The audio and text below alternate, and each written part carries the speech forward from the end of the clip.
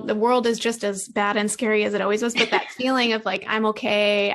Or if something, even if something happens, if somebody, I do walk into that temple and it doesn't go the way, I can still go back to this safe space. And so I know I will be okay. Yeah. So you're right. You're right. It's completely powerful, and it's powerful, and it's life-saving, I think, more than, I'm sure you could see that within people that you work with and friends, like it does save your life, to have that sense of anchor and community and base. Like it absolutely does. Yeah.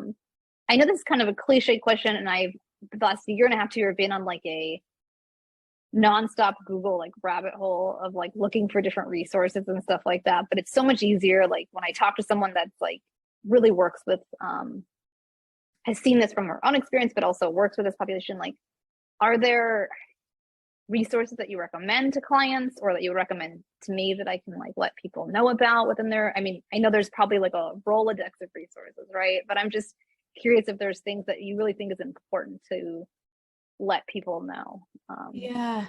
Yeah. Like you said, and I'm so grateful that what you just said is true. There's a Rolodex of resources. Yeah. It's so true. And I feel like, especially in like current, like they're between podcasts and social media, like depending, whatever your avenue is, there's somebody out there, and like a breadth of resources. And I would say too, even kind of to the point of something we've spoken about before, the recommendations I give to clients are kind of tailored to where they're at in their journey.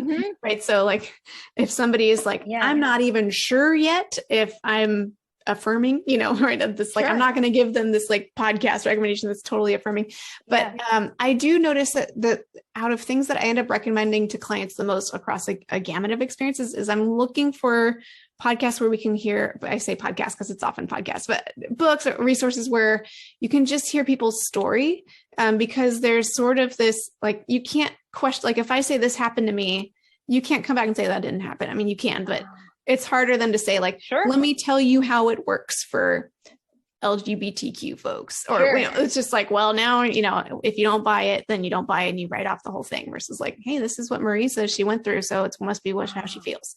So I do notice myself doing that more. So people's anecdotal experiences are way more like, you're right. I mean, that's what we do. So depending on what the situation is, I might recommend different things, but in this kind of space, particularly, I think I might've mentioned this to you before too. There's the Queerology podcast. So the host of that podcast, I hope I'm remembering his name correctly. I think his name is Matthias Roberts. Oh, I hope I don't get it wrong, but he is identifying both as Christian and LGBTQ. And so he hosts different folks who often also share that piece of their background, and they tell their stories most of the time, right? So I'm just getting a gamut of different people's experiences, and different parts of their journey. So I end up recommending, and oftentimes what I'll do with my clients is I'll have like a specific episode where I'm like, have you listened? Why don't you listen to this episode? Somebody's in a similar spot, maybe. Got it. Because that can be overwhelming. Like, here's a whole, there's hundreds of episodes or something. Where do I start? What do I do?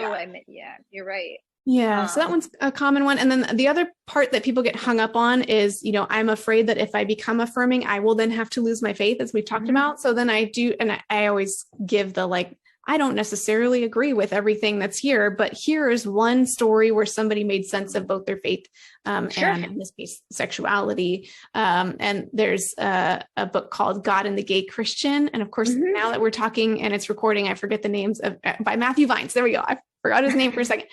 So he talks about kind of like the biblical case, which I know biblical is a very Christian-y word, but he looks at the text of the Bible and says, like, here's all these scriptures that people have pointed to as sources for homophobia and transphobia. And like, we've been reading them wrong. And here's kind of my case for that. So but again, I think you're right. It depends where someone's at, right? Like where I'm questioning, or this is what it's told me all these years. And you're someone that it sounds like the gay and the Christian, what was it called again? God and the Gay Christian. God and the Gay Christian. I was like, there I did again. And I don't even remember the author's name, but I think, but that is what people need sometimes, because they're citing certain things, right? I think you're absolutely right. Like, this is why it's wrong. This is why it's sinful. This is why you're going to blank, right? And I think you're right. Like, that is where someone needs that information to be corrected and understood better.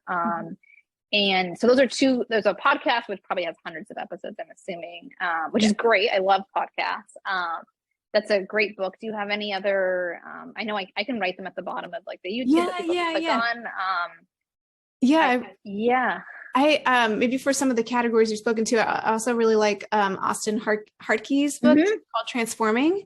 So that has more of like the trans perspective. There's so many things that I read there about like how the Bible speaks to the experience of a trans person in a way that I just never heard before. So that I found this is Marie found that helpful. And then also for the category of like the parents, or it could be, sibling or whatever. But there's a book called Bible, Gender, and Sexuality by James Brownson. And he's a theologian who's, I believe, I hope I'm not mixing up the story. It's been a few years since I read it, but I think it's his son came out to him. And so he went on his own kind of exploration. So he shares his story. He sprinkles his own story amidst this, like, what do I do with my theology now journey?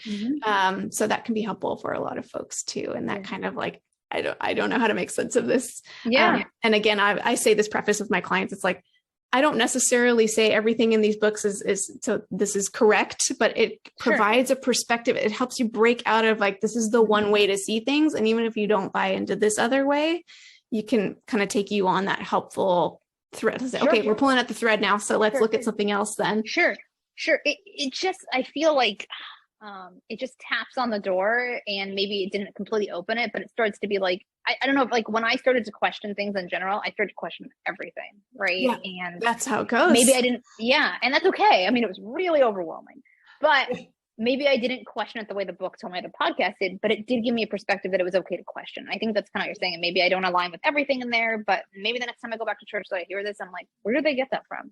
Why do they believe that? Right. Like it just starts to do that little shift, and that little shift is huge. Wow. Those are really good. I think the person that you recommended about, was it called Transforming? Transformative?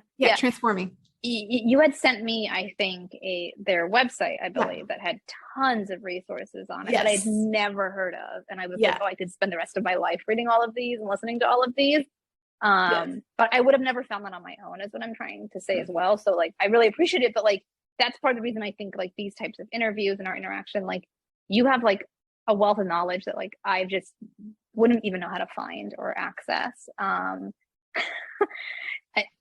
I'm sure people don't either. I'm not alone in that. So when I saw that, I was like, how did you find this? And I was like so excited to be looking at it, but it was really powerful. And I'm only assuming when you send these resources to clients and you've read a lot of them and listened to them, like there is, people are really, it's a hard spot to sit and it can feel lonely, but it's really worth the journey. So I know it's corny, but I do believe it. That makes sense. I think there is something about just knowing that other people are going on their own journey, so then I must be okay going on my journey. Like that's just so powerful. It's simple but powerful. It is. Are there any additional like things that you want like people that see this to eventually like know? I know that's a big question of resources or your own experience with clients or personally that I want to make sure that we don't miss as we kind of try to wrap up. Yeah, I mean, the only thing that comes to mind is like for anyone who's listening, whatever it is you're experiencing or going through or questioning, whatever it might be, like you're okay and you're not alone. Like I think I think a lot of us need to just know that like this is normal, or even and normal. I don't mean it as like therefore every single person went through the exact same thing as you, but this. Like, that's the question I hear so much. Like, is this okay? Is there something wrong with me? Or and like, no, like, so whatever you're experiencing, that's like causing the shame or questions or whatever, to me is usually rooted in some like beautiful part of who you are that's just been misunderstood or misrepresented or whatever. So that just feels like an important, I'm not the first person to say it, but that message has to. But I don't think that message, I think that message needs to be repeated for anyone, for everyone. I really love that. I can't, like, when I came through my own coming full circle of like thinking that you're affirming Christian wasn't affirming queer, right? All these things. And so like I've even offline that we've talked and like kind of I've learned about your experiences, but also like it's really meant a lot to me as well, is what I really wanted to say to you. I really do appreciate it.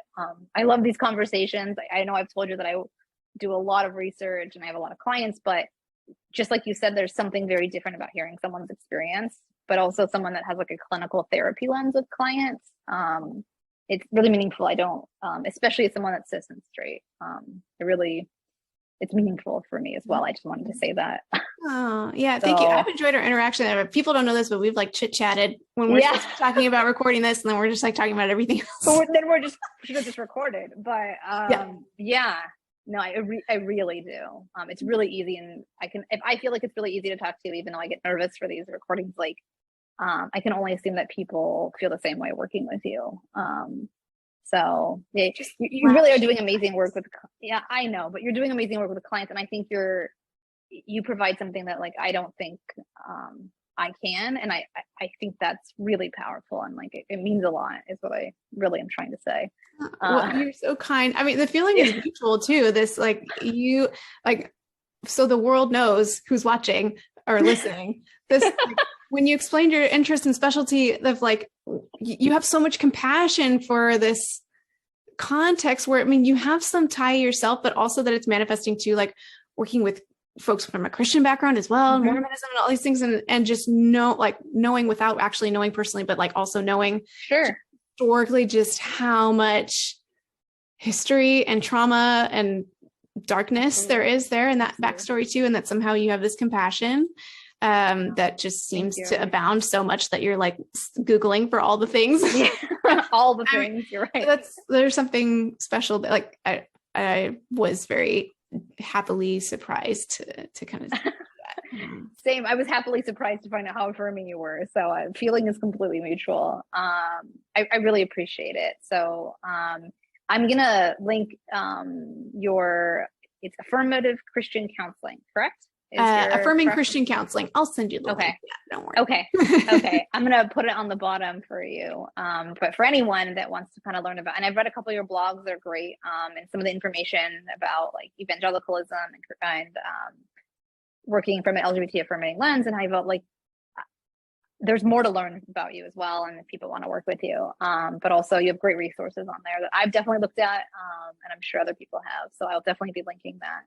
I know this conversation keep going, but I think it is important to, like, if people are ready or want to hold both like sexuality and gender and Christianity or any version of faith, like it is possible. And I think that's, I know I did another video where people really moved away from that. And I also want to say, whatever you choose is fine, but it's okay to hold all of it too. You can, and it's okay. That's why I really like your perspective. So thank you so much. I appreciate no worries you having me and taking the time and creating a platform for this too. It's so needed. So absolutely. Thank you so much. Absolutely. Well, thank you.